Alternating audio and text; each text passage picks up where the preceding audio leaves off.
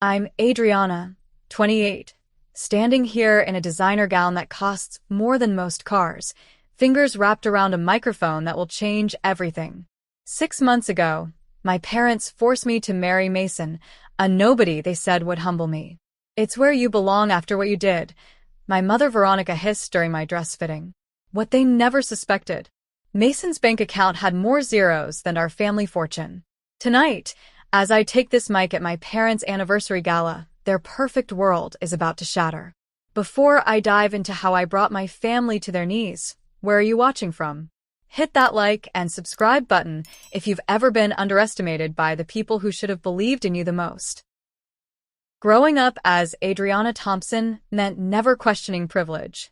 Our sprawling colonial mansion in Boston's Beacon Hill neighborhood stood as a monument to old money and new ambition. My father, Raymond Thompson, had transformed his grandfather's modest real estate agency into Thompson Enterprises, a development empire spanning the East Coast. My mother, Veronica, orchestrated our social ascension with the precision of a military general planning an invasion. From the Steinway grand piano that dominated our sunroom to the marble-floored foyer where generations of Boston elite had mingled during my parents' legendary Christmas parties, every corner of our home screamed wealth and status. I learned to play Chopin by age 7, mastered proper table settings by 9, and could navigate complex social hierarchies before middle school. Posture, Adriana, mother would whisper, pressing a manicured finger between my shoulder blades during charity galas. The Thompson women never slouch.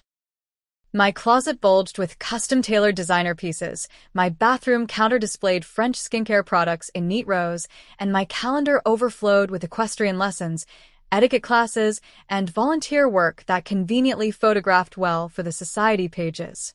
My younger sister Kayla followed my path with eager determination. 5 years my junior, she watched my every move with wide-eyed admiration, collecting my cast-offs and mimicking my speech patterns. "Teach me how to do that eye makeup," she'd beg, perched on my bathroom counter. "Mom says I'll never have your natural elegance, but I can try." That casual cruelty typified our mother, complimenting me while undermining Kayla, then reversing the dynamic the next day. We were competitors more than sisters, though beneath our designer armor, we shared the battlefield wounds of being Veronica Thompson's daughters. Mother's best friend Eleanor Whitfield served as her lieutenant, a sharp-eyed socialite whose family's shipping fortune bought her the freedom to police others' behavior. She hovered around me at events, noting my drink choices and conversation partners for later reports to my mother. "Adriana, darling," she'd purr, appearing at my elbow during fundraisers.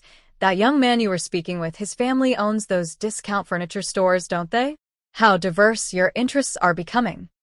Until age 26, I performed flawlessly. Princeton undergraduate, Wharton MBA, and a position at father's company awaited me. I had the right friends, dated acceptable men from good families, and maintained the precise weight that mother deemed elegant without crossing into concerning territory. Then I committed the unforgivable sin. I wanted something of my own. À boutique. Father had repeated, peering at my business plan over reading glasses. "Adriana, we're real estate developers, not shopkeepers. It's high-end fashion curation, Dad. I've identified a market gap for emerging designers in Boston. The location on Newbury Street is perfect and the financial projections." "Fine," he interrupted, already returning to his newspaper. "I'll fund your little project. Consider it an expensive lesson in why you should stick to what you know." For 3 glorious months, Atelier Adriana thrived. The minimalist space with its Italian lighting and carefully selected inventory attracted fashion editors and influencers. My business partner Rebecca Collins handled operations while I managed creative direction and client relationships. Then came the call from our accountant. "The accounts are empty, Miss Thompson, and there are outstanding orders to vendors totaling nearly $300,000. Rebecca had disappeared with our capital, leaving falsified records and devastated vendors in her wake. The investigation revealed she'd done this twice before under different names. The Boston Globe ran the story on page 6, "Thompson heiress duped in boutique scheme." Mother's society friends whispered behind designer fans at charity events. Father's business associates made sympathetic noises while exchanging knowing glances. My parents' reaction was swift and merciless. "Your irresponsibility has embarrassed this family," Father thundered during a family dinner. "Did you perform even basic due diligence on this woman?" "Raymond, your blood pressure," Mother cautioned, before turning ice-cold eyes to me. "Adriana, your father trusted you with family money. Your recklessness reflects poorly on our judgment." Within weeks, they reclaimed my apartment, technically owned by Thompson Enterprises, canceled my credit cards, and relegated me to a guest room in the family mansion. My Mercedes disappeared from the garage, replaced by a 10-year-old Honda that Mother called transportation appropriate for someone learning financial responsibility. Every family gathering became an opportunity to reference my failure. Every business success by distant cousins warranted pointed observations about people who understand their limitations. The Thompson name had weathered scandals before: Great-Uncle Harrison's gambling problem, father's sister's messy divorce, but my business failure became uniquely unforgivable. 6 months of purgatory followed. I applied for positions at fashion houses and magazines, only to discover my family's influence closed doors as easily as it had once opened them. I existed in a limbo of shame, my designer wardrobe gathering dust as I wore increasingly shabby, appropriate clothes selected by Mother. The worst part wasn't the material deprivation or social humiliation, it was watching my identity dissolve. The confident, educated woman with dreams became a cautionary tale, a punchline at country club lunches. The family disappointment trotted out as evidence that even Thompson women could fall. The intervention happened on a Tuesday evening in April.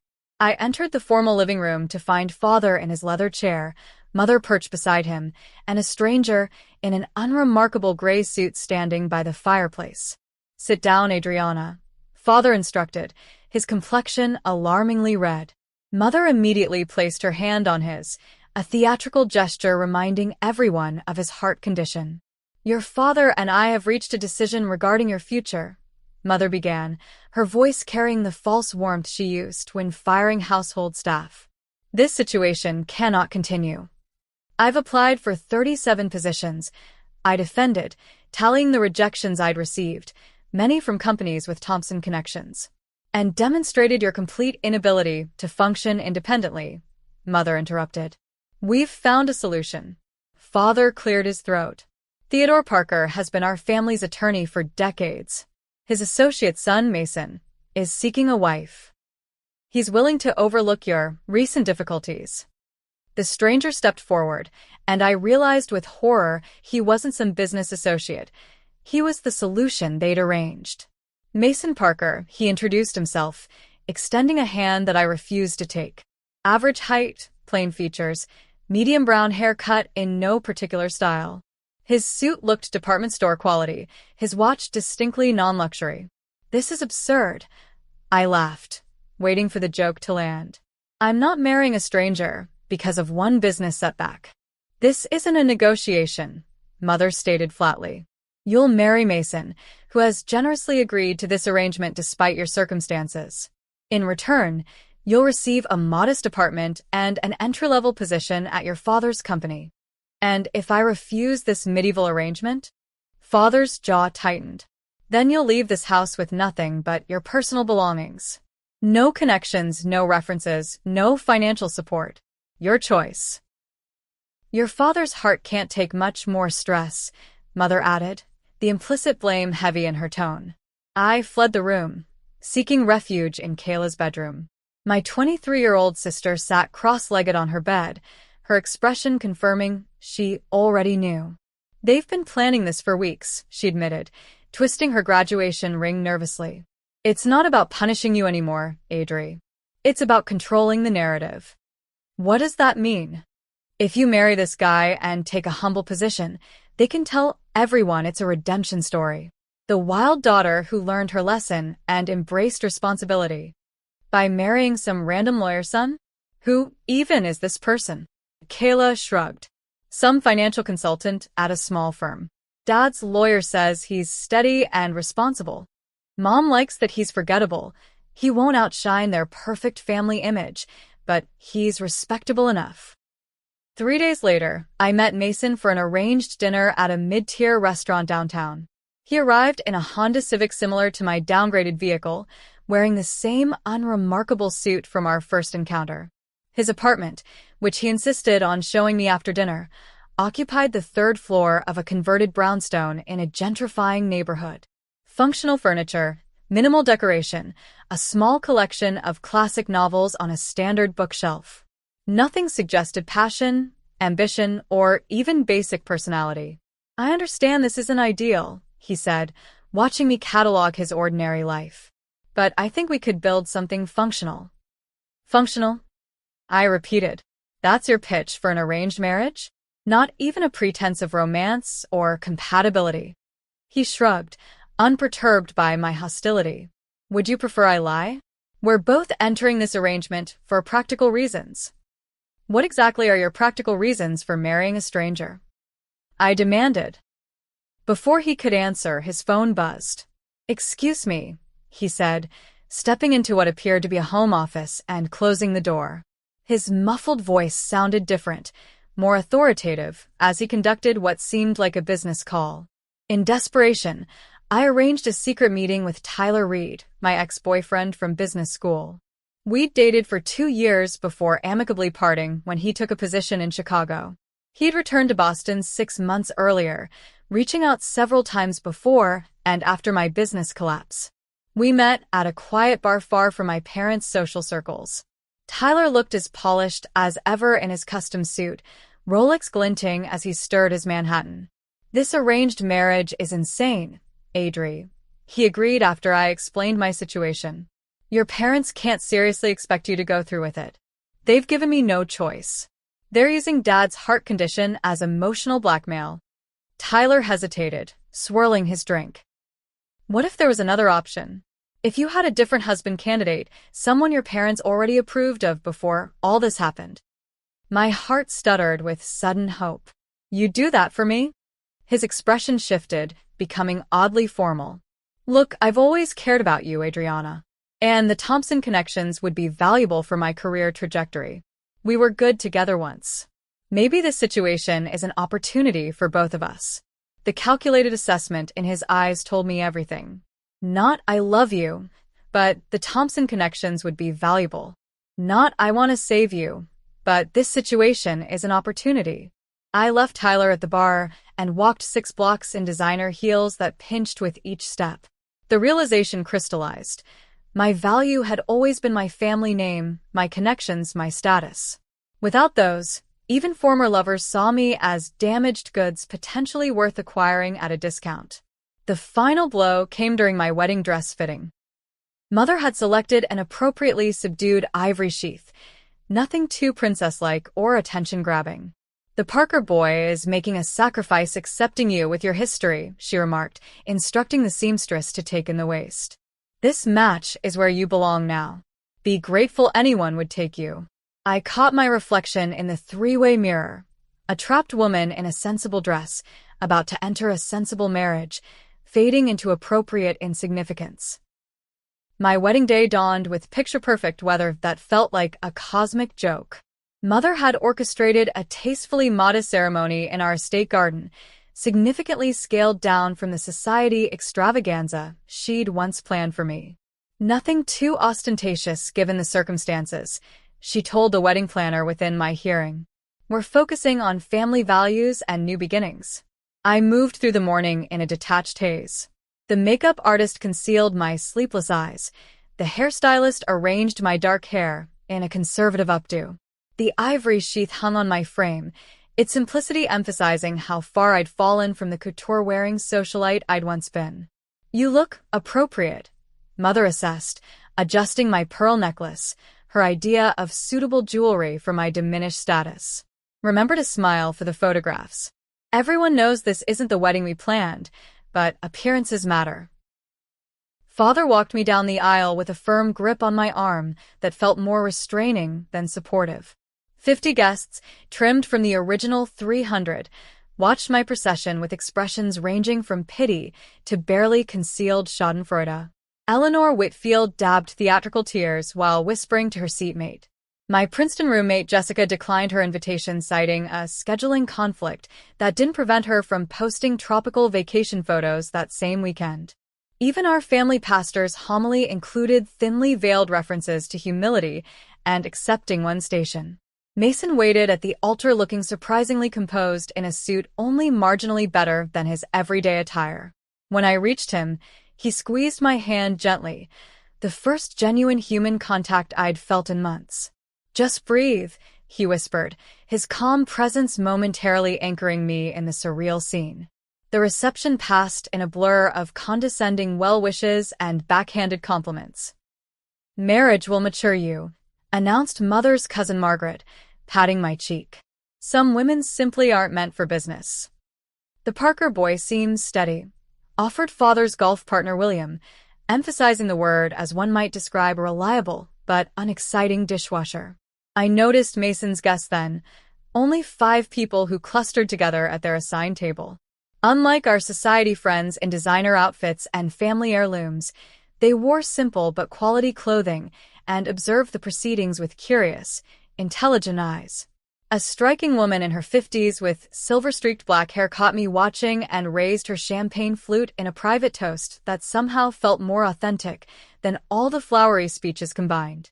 Our wedding gifts reflected my new status: practical kitchen appliances, modest home decor, and a conspicuous absence of the luxury items that had populated my sister's wedding registry 2 years earlier. Mother's centerpiece gift, presented with dramatic flourish, was a deed to a starter apartment in a developing area and employment contracts for positions at Thompson Enterprises. "Entry-level positions suitable for your capabilities," Father explained, emphasizing my demotion. "Mason in financial services, you in administrative support." We departed in Mason's Honda rather than the vintage Rolls-Royce that had carried my cousin Charlotte at her wedding. No exotic honeymoon awaited us, just a weekend at a bed and breakfast in the Berkshires before Monday's return to our assigned roles in the Thompson empire. The apartment, our generous wedding gift, occupied the 3rd floor of a converted factory building in a neighborhood undergoing gradual gentrification. 2 bedrooms, functional kitchen, views of a brick wall, and furniture Mother had selected for its inoffensive blandness. The master bedroom featured twin beds that could be pushed together when you're ready, as Mother delicately phrased it. "Home sweet home," Mason commented without irony, setting down our luggage in the living room. "This isn't a home," I retorted, surveying the beige wasteland. "It's a holding cell."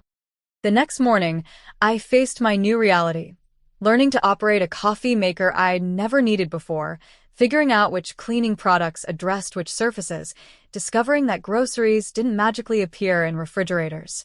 Mason observed my domestic floundering with surprising patience. "I can show you how to make a basic meal plan and grocery list," he offered after finding me staring blankly into our empty refrigerator. "Why aren't you more upset about this?" I demanded, gesturing around our modest surroundings. "You've been forced to marry a stranger and live in this place." "I've lived with less," he replied simply. "And nobody forced me. I agreed to this arrangement." That mysterious statement hung between us as we established an awkward coexistence. Mason left early each morning for his financial consultant position, returning in the evenings to find me struggling with my administrative role at Thompson Enterprises, a job involving coffee fetching and filing that any high school graduate could perform. "Your reports need to be filed by client name, not date," my supervisor Jennifer instructed with barely concealed satisfaction at directing a Thompson. "Your father expects all employees to follow standard procedures." Weekends developed their own rhythm. Mason often disappeared for business meetings that seemed excessive for his supposedly junior position.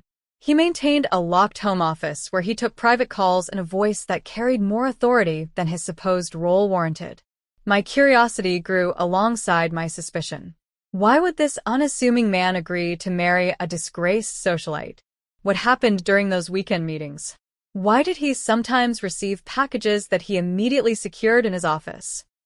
1 month into our arrangement, Kayla visited unexpectedly, bringing housewarming wine and genuine sisterly concern.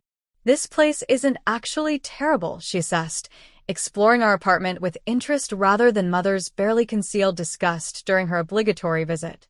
It has character. It has popcorn ceilings and plumbing issues, I corrected, pouring generous glasses of Cabernet.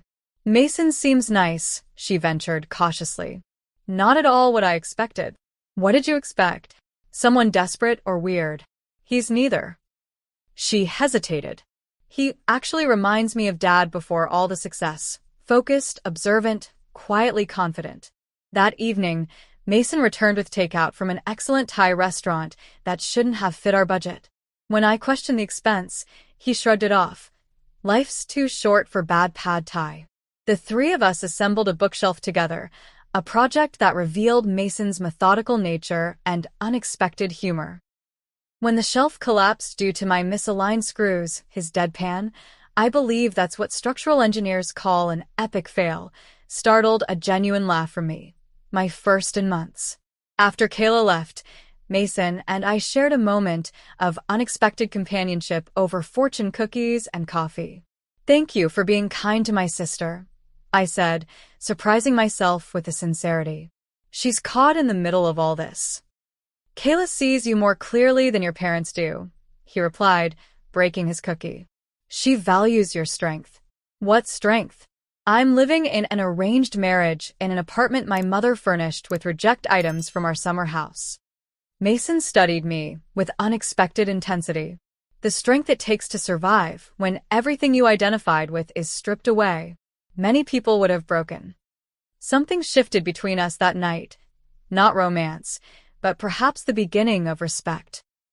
I still slept in my separate twin bed, still wondered about his mysterious phone calls, still resented my circumstances, but I began to see Mason Parker as a person rather than a punishment. 6 months into our arrangement-turned-marriage, I awoke at midnight to find Mason's side of the room empty. This wasn't unusual. His mysterious work calls often pulled him from bed, but tonight, fatigue from a particularly humiliating day at Thompson Enterprises overrode my usual respect for his privacy. I followed the muted sound of his voice to his home office, expecting to find the door locked as always. Tonight, however, the knob turned under my hand. The room I entered bore no resemblance to the modest apartment surrounding it. 3 large monitors displayed complex financial data. A Bloomberg terminal, equipment costing tens of thousands of dollars, occupied one corner. The bookshelf held economics and finance volumes far beyond entry-level knowledge. And there was Mason, speaking confidently into a headset while manipulating figures on one screen. The Singapore acquisition needs to close before market opens. Have legal prepare the final documents for my signature. Wilson can handle the press statement, standard language about strategic expansion and synergies. He turned, noticing me frozen in the doorway, and smoothly concluded his call. I'll address the remaining items tomorrow. Good night. For a long moment, we stared at each other, me in my faded pajamas, him in a crisp dress shirt and tailored slacks that definitely weren't from the department store. You're not a junior financial consultant, I stated flatly. No, he agreed, removing his headset.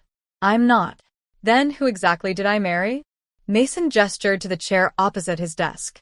As I sat, he opened a drawer and removed a business magazine dated 2 years earlier.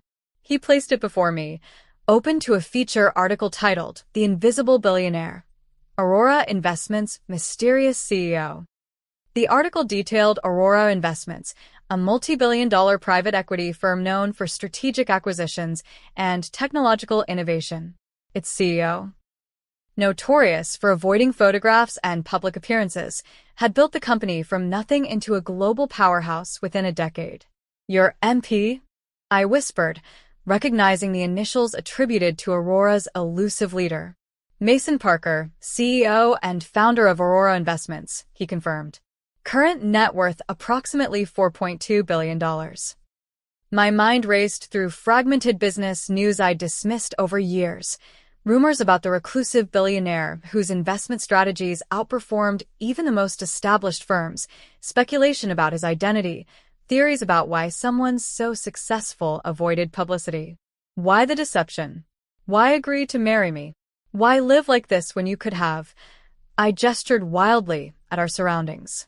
I value privacy and authenticity, Mason explained, suddenly more animated than I'd ever seen him. My background isn't privileged. I grew up in a working-class neighborhood in Chicago, put myself through state college, and built Aurora through insight and persistence. He paced the small office. The wealthier I became, the more I saw how money changes how people interact with you.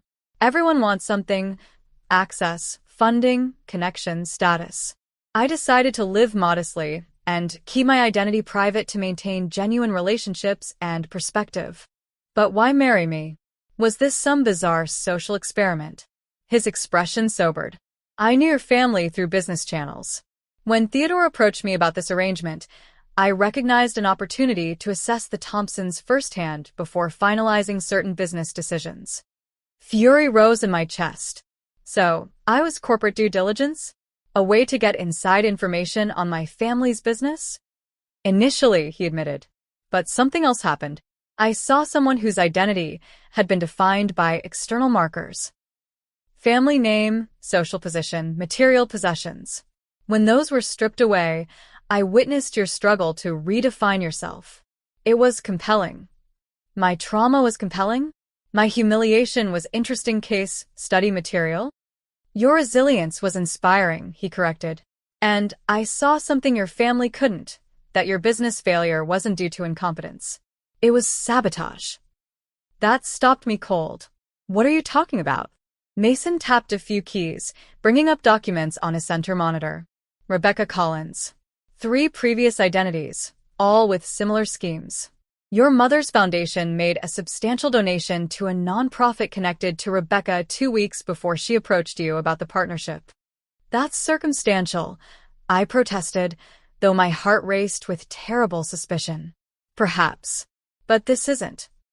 He displayed banking records showing transfers between accounts. Your mother created the conditions for your failure, Adriana. She ensured you'd fall, then positioned herself and your father as the wise protectors picking up the pieces. The room seemed to tilt as 6 months of shame and self-recrimination collapsed under this new information. Why would she do that?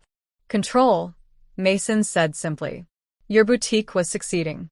You were establishing independence, building your own network separate from Thompson connections. For someone like your mother, who defines herself through controlling others, that threatened the entire family dynamic. I pressed my fingers against my temples, trying to process this betrayal.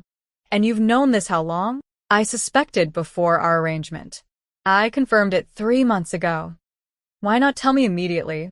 Mason's expression softened with unexpected vulnerability. Because you needed to find your own strength first. Because information without power to act on it just creates deeper wounds. And now, what am I supposed to do with this knowledge? That, he said quietly, depends on what you want.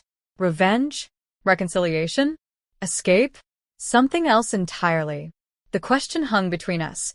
The first time in my adult life someone had asked what I wanted without presuming to already know the answer. I want justice, I finally said.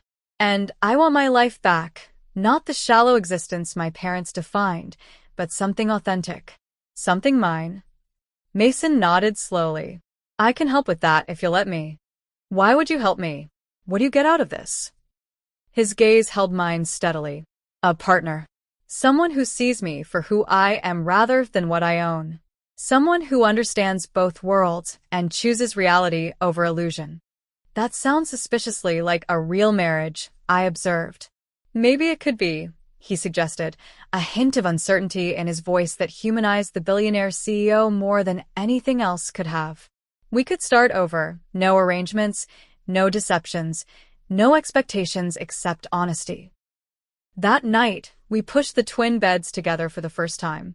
Not for physical intimacy, but to life facing each other in the darkness, dismantling our false personas and offering genuine truths instead. Mason described growing up with a single mother who cleaned houses, scholarships that barely covered tuition, the algorithm he developed in his dorm room that eventually became Aurora's foundation. I shared my childhood of conditional love, the suffocating expectations, moments of rebellion swiftly punished, and the genuine passion for fashion and design that my parents had dismissed as frivolous. I never wanted their real estate empire, I confessed. I wanted to create something beautiful and functional that was entirely my own. You still can, Mason replied, and I can help you clear your name in the process. In the morning light, we faced each other not as arranged spouses, but as allies with a common purpose. Mason extended his hand formally, eyes twinkling with unexpected mischief. Partners? He asked. I took his hand, feeling something like hope unfurl for the first time in nearly a year. Partners. Our partnership began with education. Mason cleared his schedule for 2 weeks, transforming our modest living room into a financial war room. Whiteboards appeared on walls, dossiers replaced decorative books, and takeout containers from Boston's finest restaurants fueled our strategic sessions. The first step, Mason explained, is understanding exactly what happened with your boutique. Not your mother's version, not the media narrative, but the actual financial and legal facts. He introduced me to Grace Lopez, the silver-haired woman from our wedding. As Aurora's chief strategic officer and Mason's mentor, she brought decades of corporate intelligence experience to our planning sessions.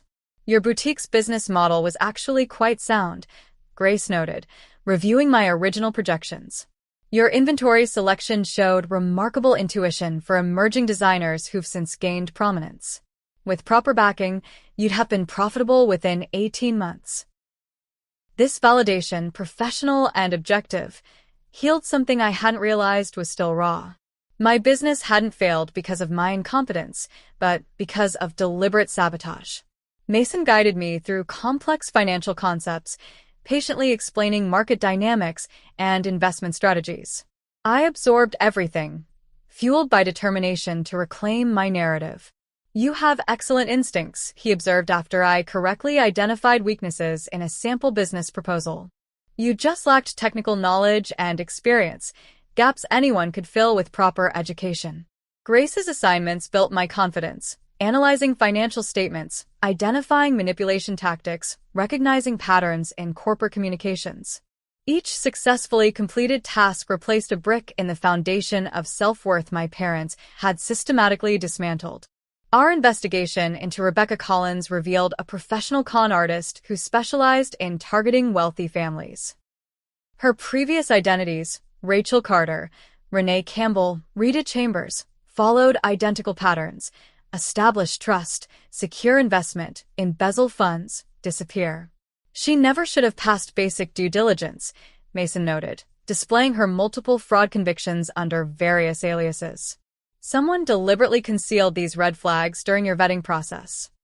That someone, we discovered, was William Harris, father's closest business associate and the man who had helpfully recommended Rebecca for my boutique partnership. William has been your father's fixer for decades, Grace explained. When Thompson Enterprises needs problems solved discreetly, William handles the details Raymond prefers not to know. Mason's team uncovered offshore accounts linking William to both Rebecca and suspicious transactions from my mother's personal foundation. Your mother funded the operation through her charity, Mason explained, displaying the money trail. William identified and recruited Rebecca, then ensured she passed her background checks. They created the perfect storm to ensure your business would fail spectacularly enough to justify your parents' intervention. Each revelation hardened my resolve. These weren't impulsive actions, but a calculated campaign to destroy my independence. Why go to such lengths? I wondered aloud during one strategy session. Why not simply refuse to fund my boutique? Because this accomplished multiple objectives, Grace explained. It publicly discredited your business judgment, created the perception that you needed protection, justified their controlling measures, and reinforced their narrative that Thompson's success comes only through the established family channels. Mason nodded. Control through humiliation is exceptionally effective. They ensured you would question your own capabilities so thoroughly that their solution, marriage to a supposedly modest financial consultant, would seem like merciful rescue rather than punishment. The perfect opportunity for revelation presented itself when Mother's assistant called with a command performance. Mr. and Mrs. Thompson request your presence at their 35th anniversary celebration. Black tie, 7 o'clock, for Seasons Ballroom. After ending the call, I turned to Mason with the first genuine smile in months. I believe we've just received our invitation to the perfect stage. The anniversary gala would gather the entire Thompson social circle, business associates, and family members, all the people who had witnessed my downfall and accepted my parents' narrative without question. Mason immediately began arranging strategic elements, discreetly inviting key Aurora executives and business journalists, securing digital access to the venue's audiovisual systems, and compiling evidence into a presentation that would be impossible to dismiss. Meanwhile, I focused on psychological preparation. With Grace's guidance, I practiced maintaining composure under pressure, delivering key messages clearly, and anticipating my parents' likely countermoves. "They'll attempt to discredit you emotionally first," Grace warned during a simulation. "They'll paint you as unstable, ungrateful, or delusional. You must remain absolutely factual and composed." Mason's friend James Wilson, Aurora's security chief, trained me to recognize and counter manipulation tactics. "Your mother will try interrupting to break your rhythm. Your father will likely employ his health as a shield. Anticipate these moves and prepare specific responses." While our professional preparation advanced rapidly, my personal transformation progressed more gradually. Mason suggested shopping for an appropriate gala outfit, offering his black card without restrictions. "Buy whatever makes you feel powerful," he said simply. Instead of returning to my former designer boutiques, I visited a small atelier owned by Olivia Chin, a talented designer I'd befriended before my downfall, one of the few who hadn't abandoned me after the scandal. "Adriana," she exclaimed, embracing me warmly. "I've been trying to reach you for months. Your mother's assistant always says you're unavailable." This revelation, that mother had actively blocked my remaining friendships, added another layer to their isolation tactics. Olivia created a stunning gown in deep crimson, not the subdued palette mother would expect, with architectural lines that communicated strength rather than decorative femininity. "This isn't just a dress," Olivia noted during the final fitting. "It's armor." 2 weeks before the gala, Mason suggested I reconnect with Kayla, knowing I'd need at least one family ally in the room. "Your sister has been watching you more closely than you realize," he observed. "She visits your old boutique location monthly, as if paying respects." I invited Kayla for coffee at a neutral location, away from parental surveillance. She arrived looking simultaneously polished in her Thompson-approved wardrobe and exhausted beneath her perfect makeup. "Mom's been impossible since you left," she confided. "Without you to focus on, all her controlling energy redirected to me. Last week she replaced my entire wardrobe because my selections were becoming eccentric." "Kayla, there's something you need to know about my business failure," I began carefully. Her expression stopped me. "That it wasn't really your fault? That Mom and Dad orchestrated it? I've suspected for months." My shock must have shown, because she continued in a rushed whisper. "I overheard William and Dad arguing about payment to the Collins woman.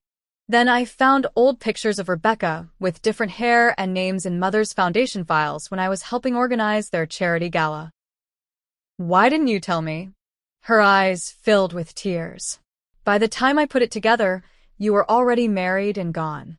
Mother monitors my calls and visits. I've been waiting for a chance to talk to you alone." We spent hours strategizing her role in our plan, not as an active participant, which would make her vulnerable to our parents' retaliation, but as a neutral witness positioned to observe everything. The night before the gala, Mason and I conducted our final preparation. Evidence compiled, presentations loaded, contingencies planned for every scenario. "Are you absolutely certain you want to do this?" Mason asked as we reviewed our timeline once more. "Once set in motion, there's no going back. Your relationship with your parents may never recover." I considered his question seriously, weighing the comfort of continued submission against the cost of never reclaiming my truth. What relationship would I be preserving? I finally answered. "One built on control and conditional love? That's not worth saving." I want relationships based on truth and mutual respect, even if that means having fewer of them. Mason nodded, then hesitated before reaching for my hand. Whatever happens tomorrow, I want you to know something. This arrangement began as a business decision, but somewhere along the way, it became the most meaningful partnership I've ever experienced. You've shown more courage and integrity than anyone I've known. In the quiet of our bedroom, with twin beds now permanently replaced by a king-sized mattress we'd selected together, I realized the ultimate irony. My parents' attempt to diminish me through an arranged marriage had instead connected me with the first person who truly saw and valued me beyond my family name or social position. Tomorrow we take back my narrative, I whispered as we drifted toward sleep. And then we start writing a new story, one that belongs entirely to us. The Four Seasons Ballroom transformed under Mother's exacting supervision into a monument to Thompson's success and longevity. White orchids and crystal installations created an atmosphere of pristine luxury. Photographs chronicling Raymond and Veronica's 35-year marriage, carefully curated to emphasize their social ascension, adorned illuminated displays. Mason and I arrived deliberately 15 minutes late in his previously concealed Bentley, ensuring maximum visibility as we entered. My crimson gown drew immediate attention among the sea of safe black dresses and conservative jewel tones. Mason, no longer hiding behind unremarkable suits, wore a perfectly tailored tuxedo that subtly communicated wealth and confidence. Mother spotted us immediately, her practiced smile faltering as she registered my unauthorized color choice and unexpected confidence.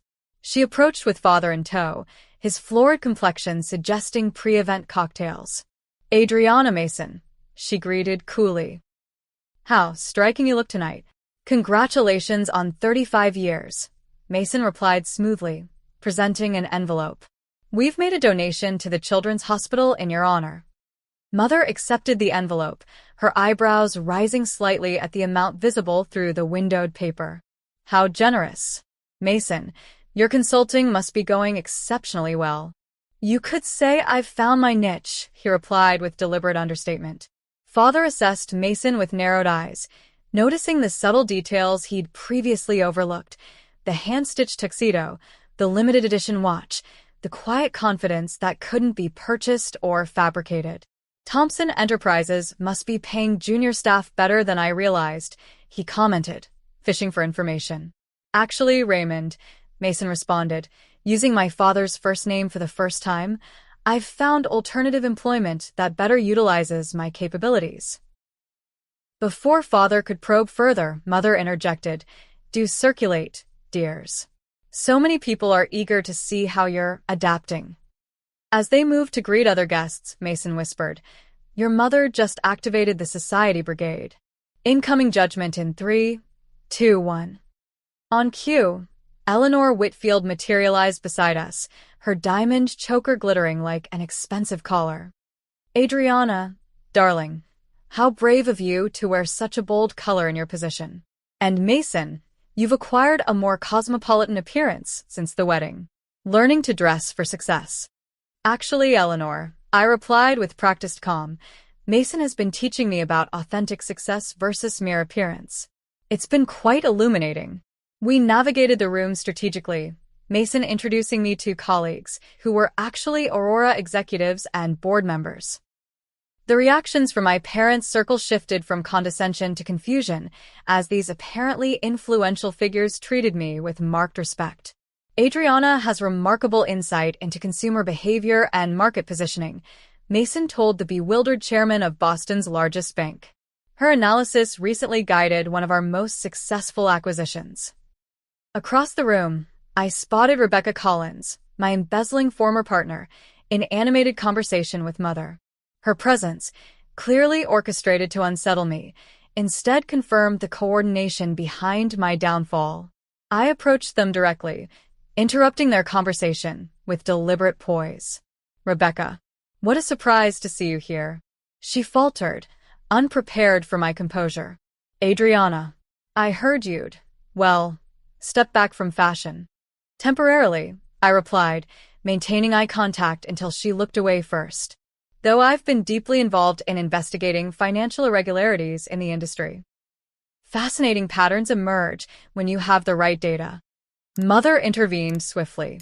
Rebecca was just telling me about her new venture. Such innovation. I'm sure she has extensive experience with new identities and ventures. I agreed pleasantly. Though proper background checks do complicate the process, don't they? Leaving them visibly unsettled, I rejoined Mason as he chatted with James, who gave an imperceptible nod confirming our technical preparations were complete. Kayla found us moments later, elegant in navy blue with subtle rebellion in her statement earrings. Everything is proceeding according to Mother's minute-by-minute schedule. Toasts begin in 20 minutes, starting with Father's business partner William. Perfect timing, Mason murmured, guiding us toward a quiet corner where Grace and Olivia waited with final confirmations. All evidence files loaded and ready, Grace reported. James has secured the audiovisual system and disabled any override capabilities. Olivia squeezed my hand. The fashion blogs already have photos of you arriving. Comments trending positively on your comeback style. Whatever happens tonight, the visual narrative is already shifting. As scheduled, the orchestra's volume decreased as Father's associate William tapped his crystal flute for attention. His toast, flowery and false, praised the Thompson family values of integrity and excellence while pointedly noting the challenges that strengthen family bonds. 3 additional speakers followed with similar platitudes, each speech reinforcing the carefully constructed Thompson mythology. Mother beamed appropriately, Father accepted congratulations with practiced humility, and guests nodded at the familiar narrative of deserved success and exemplary character. Following the official program, Mother approached the microphone for her scripted moment of gratitude. Dressed in ice blue couture that had required 3 international fittings, she embodied calculated perfection. Raymond and I are deeply moved by your presence tonight, she began, voice modulated for maximum emotional effect. Family has always been our foundation, the core value that guided our marriage and business through 35 extraordinary years. She continued with practiced vulnerability. Like any family, we've weathered challenges. We've supported each other through difficulties. We've demonstrated that with proper guidance, even setbacks become opportunities for growth and realignment with core values. Her gaze found me in the crowd, her message unmistakable. My setback had been appropriately managed through their intervention. And now, she concluded with theatrical warmth, we invite our daughter Adriana to offer a few words. Despite recent difficulties, family remains family. The spotlight found me as scattered applause acknowledged Mother's magnanimous inclusion of her fallen daughter. With Mason's reassuring presence beside me, I approached the stage with measured confidence. Taking the microphone, I surveyed the assembled crowd, the society friends who had abandoned me, the business associates who had blocked my employment opportunities, the family members who had accepted my parents' narrative without question. Thank you, Mother, for this opportunity to address everyone on your special night. I began with practiced calm. Tonight we celebrate a 35-year partnership between Raymond and Veronica Thompson. A partnership that, as we've heard repeatedly tonight, is built on family values, integrity, and unwavering support. Mother nodded approvingly from her seat, anticipating the dutiful, brief congratulations she had scripted for me. These values were impressed upon me throughout my childhood. I continued. Integrity above all. Family supporting family. The Thompson name representing excellence and ethical conduct. I paused, allowing anticipation to build before shifting direction. Which is why I found it so educational to discover what happens when those values conflict with the desire for control. Mother's smile froze. Father straightened in his chair. 1 year ago, I opened a boutique featuring emerging designers. The business model was sound, the location ideal, and initial reception enthusiastic. Then my business partner, Rebecca Collins, emptied our accounts and disappeared with our capital. Murmurs rippled through the crowd as I gestured toward Rebecca, who edged toward the exit only to find James Wilson casually blocking her path. What I didn't know then, what I've only recently discovered, is that Rebecca Collins was not a random fraudster who targeted me. She was specifically recruited, vetted, and inserted into my business by individuals determined to ensure my venture would fail. The ballroom screens activated simultaneously, displaying banking records linking Mother's foundation to Rebecca's offshore accounts.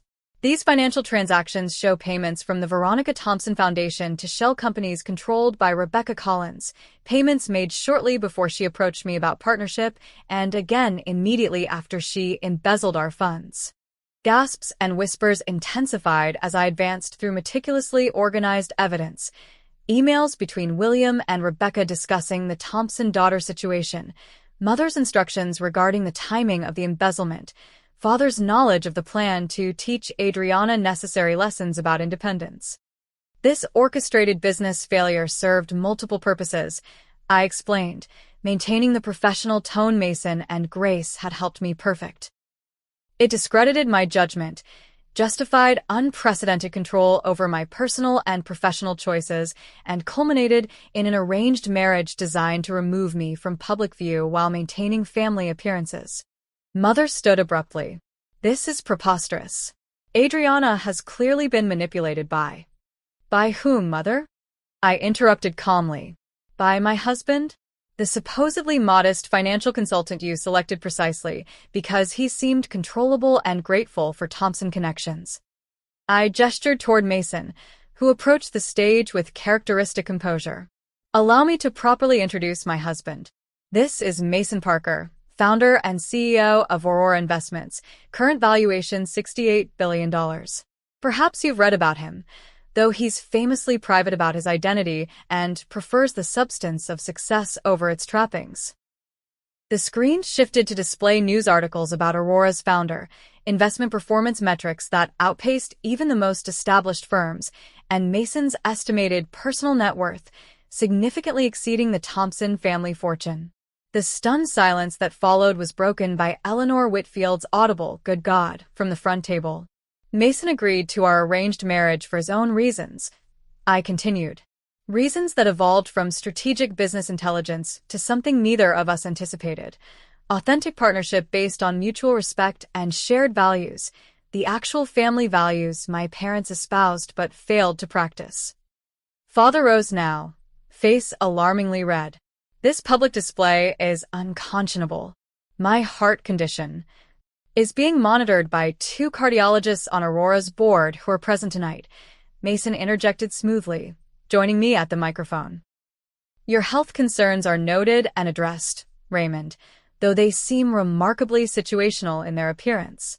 Mother attempted to reach the stage, but the presentation continued relentlessly, evidence of William's coordination with Rebecca, documentation of my parents' systematic isolation tactics, communications revealing their orchestration of my social and professional rejection. The Thompson reputation for business excellence remains well-deserved, I acknowledged. My parents built an extraordinary company through vision and persistence. What remains in question is the character that accompanied that success, the willingness to destroy their daughter's reputation and confidence to maintain control. The final slides displayed my original boutique business plan alongside professional assessments from top retail consultants confirming its viability, market potential, and sound financial modeling. I stand before you not seeking sympathy or revenge, but simply reclaiming my narrative. My business didn't fail because of my incompetence. It failed because my independence threatened a family dynamic built on control rather than support. As I concluded, Mason's executives strategically engaged key business leaders throughout the room. Fashion journalists discreetly recorded statements from Rebecca, who, facing potential fraud charges, began implicating William in exchange for potential immunity. Mother finally reached the stage, her carefully maintained composure cracking. How dare you hijack our anniversary celebration for this performance? After everything we've done for you, the sacrifices. The only sacrifice was my autonomy, I interrupted quietly. And it wasn't given, Mother. It was taken through deliberate manipulation and orchestrated humiliation. Father joined her, breathing heavily, but without the theatrical clutching of his chest that typically accompanied family confrontations. This relationship can be repaired, Adriana, but not without significant atonement on your part. This public spectacle is simply truth supported by evidence, Mason interjected. A concept that should resonate with a family that claims to value integrity above all. As security discreetly removed a now hysterical Rebecca from the premises, business leaders and society figures alike processed the undeniable evidence presented. The Thompson mythology of perfect family unity had crumbled, replaced by documented manipulation that couldn't be dismissed as a daughter's emotional allegations. Kayla approached the stage, positioning herself deliberately beside me rather than our parents.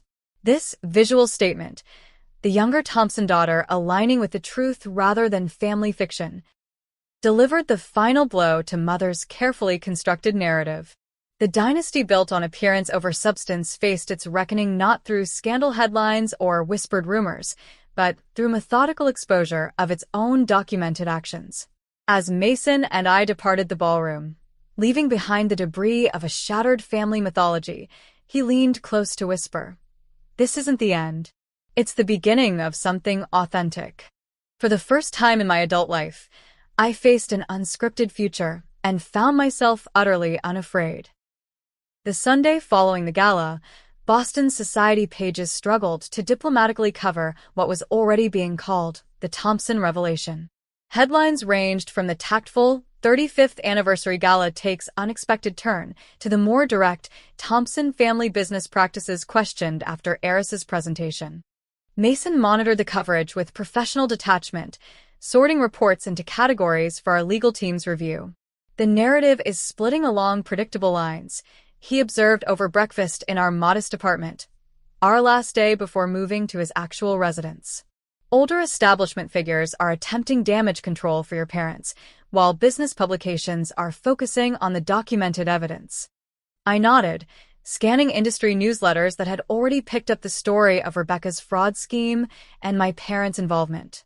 Fashion blogs are treating it as redemption, the unfairly maligned designer vindicated. Mother must be apoplectic about losing control of the narrative. The most immediate aftermath was professional. Father's company faced multiple inquiries from regulatory bodies regarding Williams' documented activities. 3 board members requested emergency meetings to discuss succession planning, corporate code for leadership replacement. Mother's carefully cultivated social standing suffered immediate damage, with 2 charity boards requesting her temporary step back while addressing family matters. My phone vibrated with a text from Kayla. Parents in crisis mode. Dad actually yelling. Mom broke her favorite vase. Can we meet? Need escape plan. Mason and I met her at a quiet cafe far from Thompson territory. My sister arrived looking simultaneously terrified and exhilarated. "The house is unbearable," she reported. Mother cycling between icy fury and tactical sobbing. Father's locked himself in his study with the family attorneys. Eleanor Whitfield sent a message postponing their summer plans, which Mother interpreted as total abandonment. "Are you safe there?" I asked, concerned about her bearing the brunt of their displaced rage. "Physically, yes.